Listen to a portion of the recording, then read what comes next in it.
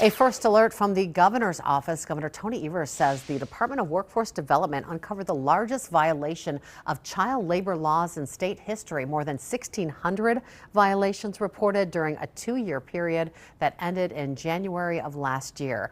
The governor's office says the violations are by Cave Enterprises, LLC.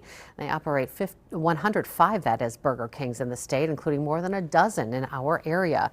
State officials say nearly 600 kids between the ages of 14 and 15 were allowed to begin work without a child labor permit. Nearly 530 worked 6 hours or more without a lunch break as required by state law. Hundreds under 16 also worked before or after allowed hours or worked more hours than allowed. The DWD says Cave Enterprises must pay unpaid regular overtime and penalty wages to those affected workers. They also must immediately come into compliance with state minor employment laws. Cave Enterprises is based in Chicago, according to their